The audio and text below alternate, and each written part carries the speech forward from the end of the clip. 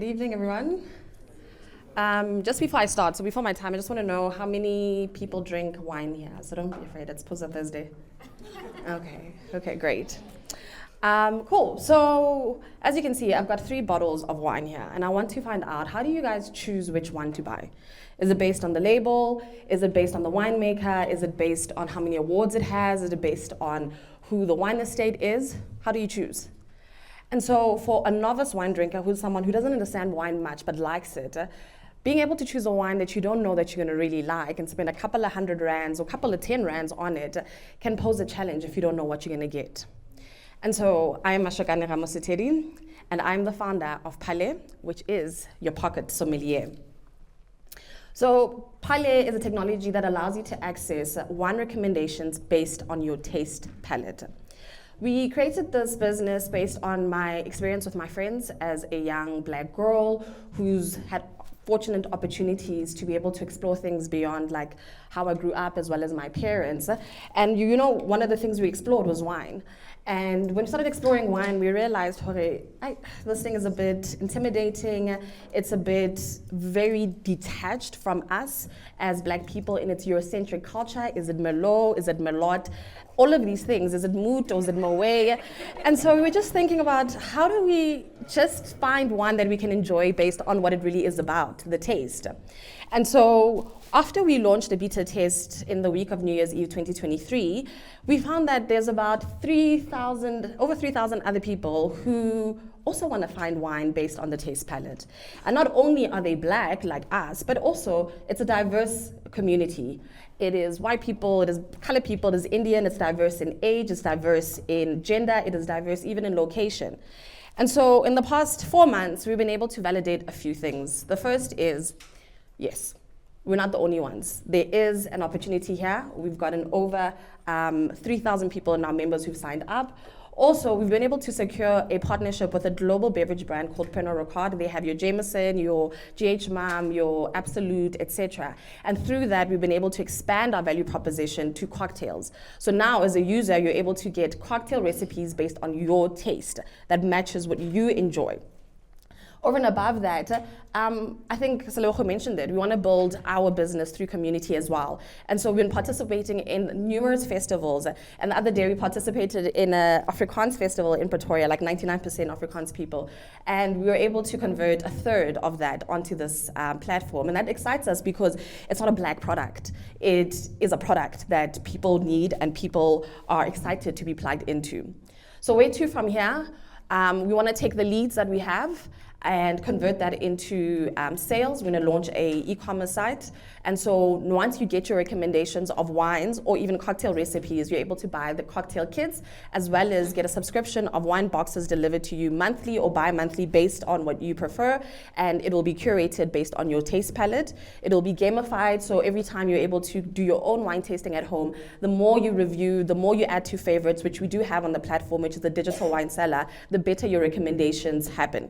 So now you don't have to ask yourself, this 300 rand, am I going to enjoy it? Am I going to use this bottle in food because it's not going to be nice? So am I going to cook with it? We remove all of that out. Also, we want to enter new markets, and part of the markets we're engaging with now is restaurants. So when you get to a restaurant as well, and you see this long wine list or cocktail list, and you're like, which one is the best one? You're able to choose based on your taste palette. So in terms of scalability, the question is, how scalable is this?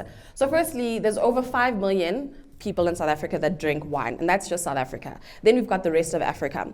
Secondly, in terms of restaurants, again, from a South African perspective, there's over 15,000 restaurants that are fine dining, and not fine dining in terms of just super premium. We're talking about restaurants that actually have a wine list that they curate. And then, of course, there's the rest of Africa. And we've already gotten some interest from countries in Botswana and from Zambia in terms of trialing the product within the restaurant space. And so when we look at wine contributes about 1% of the country's GDP. So the opportunity is massive. And when you look at the continent, it's even more global.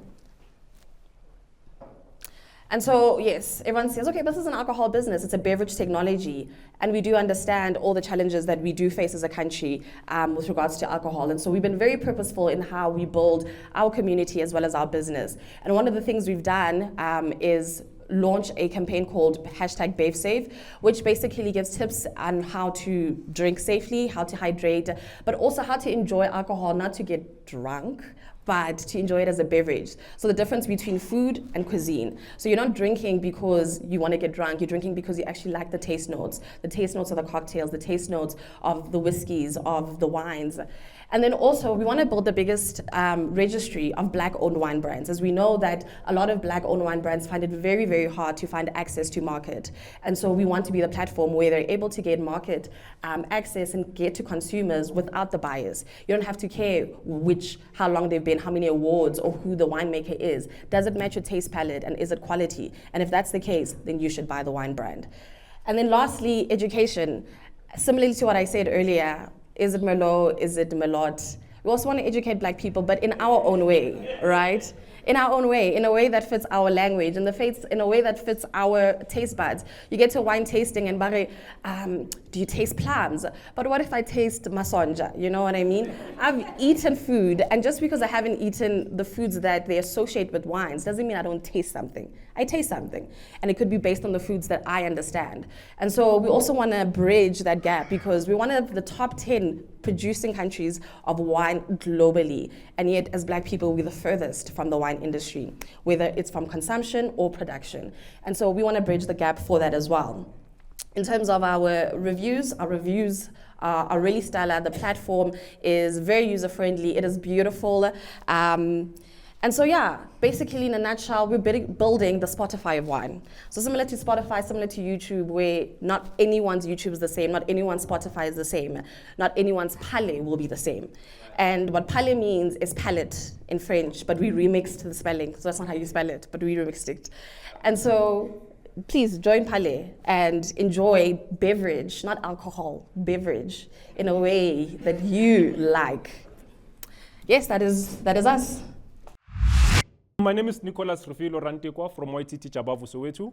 I'm the founder of the company called Borotho Baker Enterprise. The company started back in 2016 after the price of bread went up twice more than that year. I was employed at the time and then took a personal loan from a local bank, bought the bakery equipment, started the business from back room of Umkulu. The company grew. Daily we're producing about 5 loaves. Within period of 1 month we're producing 100. Fast forward to that, within period of 1 year, the company was turning over about 100,000. We were using a cycle to deliver our bread around the community of Soweto. Our customers are divided into different segments, which is household, people who buy bread for lunch, supper, breakfast or so. The second segment, which is as Spaza shop, people who buy bread on behalf of other customers that can purchase bread from them. Also have a fast emerging fast food businesses, people who produce amakota for their businesses. And then I will start showcasing what we do.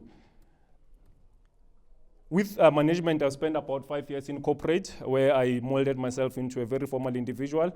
And then the company, within a period of 3 years, was increased to 30 employees, which is 10 of them.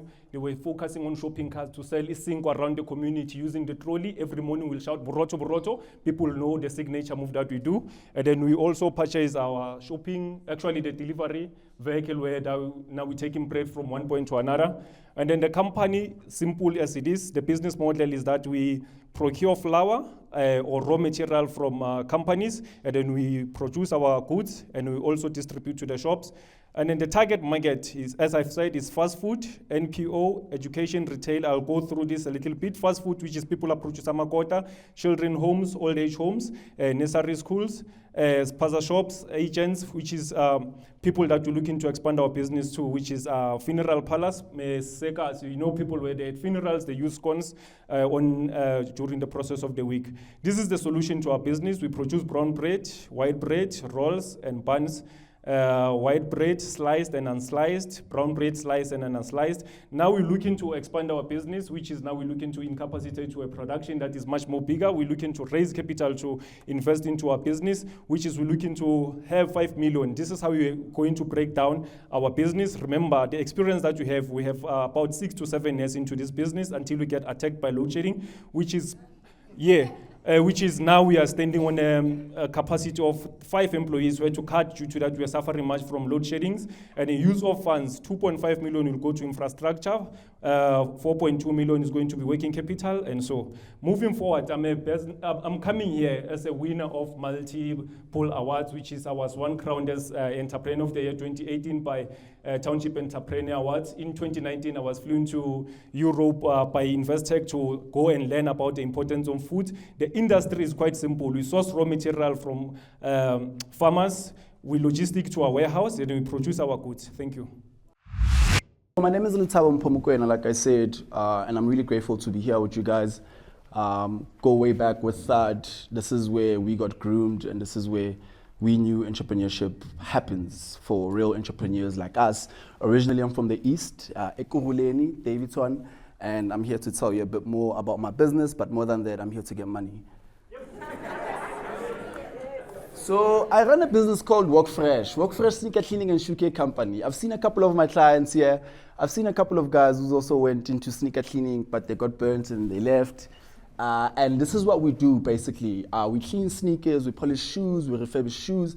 But over and above that, we also manufacture chemicals, right? Because I strongly believe our country needs to get industries that can absorb labor, right?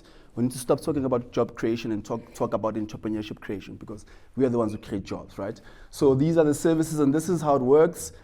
Drop off your shoes, clean them, deliver them back to you, or you come pick up, right? Cool. And I mean, I'm saying the obvious right now, right? But everyone knows about our local superstars, your Batu, your Drip. Everyone is opening stores. Sneakers are picking up across the globe, right? I mean, in South Africa, it's a 5 billion rand market for sneaker cleaning alone. I'm not talking about the sales, right? And across the globe, it's an 80 billion rand market, right? The updated stats, I was looking at them as I was sitting there, right? But the question is, who's cleaning these sneakers? You know, because some of us were raised by our grandmother. I remember I used to have night cotters and they slept in the toilet outside because she was just like, there's no way these things are sleeping inside my house. And today we have parents with kids at Kuro and wherever, and there's sports day. Those white shoes are always dirty. You're chowing them with handy A and D there, you see? And I'm your guy to fix that for you. And this is me trying to give you an understanding of the market size, right? And these are some of our milestones, right? I'm just gonna run through this because I wanna give more time to questions. These are our milestones. We have 2 shops right now. I'm a creative, I'm from the creative industry. I was also once upon a time employed after graduating.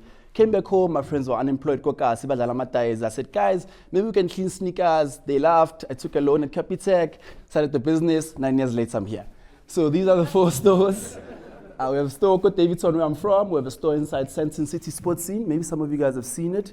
That's my store, Mocha, collaborating with Sports Scene. This is a store that failed. And I always put this here to show you the reality of entrepreneurship, right?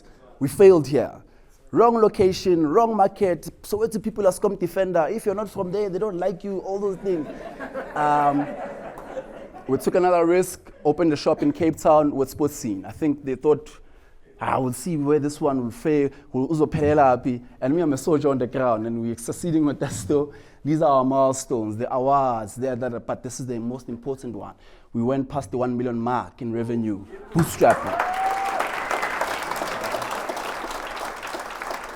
And more than that, the traction, right? We've been in this thing doing it for a bit. 6,000 clients served to date, 20% year-on-year growth, 40,000 pairs clean. This is excluding corporate. So every now and then I'm not got my family, can I clean the boots and but bureaucracy sometimes stops me, but we push forward. And like I said, we manufacture our own detergents, and we've sold over 4,000 liters of our detergents. If you go and take a lot now, type Walk Fresh, you'll see our product. But more than that, right after speaking about the detergents, who's buying these detergents? These are the people that buy the detergents. I started a school 3 years ago called Soul Survivors. Because when I started sneaker cleaning, all these kids were DMing me. How do I do this? How do I also do, hey? And I said to my friend, we can't clean all these sneakers. I started Walk Fresh because I needed to create employment. And if there's a kid in Kuruman who can do this, they might as well do it, because there's nothing I can do about it, right? But instead, to own the value chain, I'm actually going to manufacture the products that they use. Now, the 4,000 liters, these are the guys that buy it, right? These are our entrepreneurs. And Soul Survivors, Soul Survivors is founded under the principle and philosophy of Julius Nyerere called Ujamaa, right? Which is corporate economics, cooperative economics, which means for us, by us, with us. So that's what we're doing with Soul Survivors. And all these guys here own sneaker healing businesses, by the way. I'm not competing with these guys. These are my mates. These are people that we mentor. Sleboch is one of our mentors also, under duress. I force him. And like I said, I'm here for man, right? And I'm putting this in small letters because some people get scared in Jozi when you say 1.8 million. And it's really just $100K, right? But I'll ask. but my ask today, we're looking to raise 1.8 million rand as a safe agreement, right? It's a safe agreement, which means it's not a loan, it's not debt, but we're promising you that the day we're selling equity, we're going to give you a 20% discount. This is our ask right now. People don't clap when you ask for money. But yeah, questions are coming. That's why I'm running fast.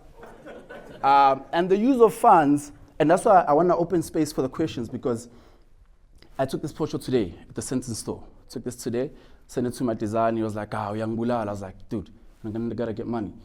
Took this photo today at the store. With the use of funds, we are carrying a warehouse. By the way, I've signed the lease to the warehouse, guys. So I need this money. I signed the lease to the warehouse, and I'm supposed to occupy now 1st June. I'm just ducking their emails right now. But more than that, we're setting up the warehouse to have a head office, and we're moving the business more to a kiosk model. Because in interrogating the business model, I'm saying these big stores don't work. Because having all these stores, you've closed your store, chief. This one there steals, this one is late there. On the other store, I'm a superstar, these ones don't know how to do it. You know what I'm saying? We're centralizing our cleaning and building smaller stores.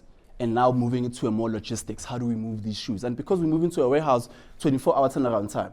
When you're sleeping, we're cleaning your shoes. That's the use of funds.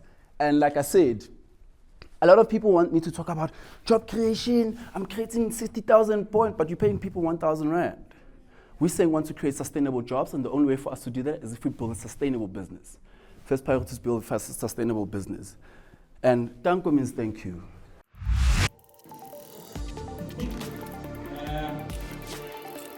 Third place was Palais Wines. Second place was Wolf Fresh.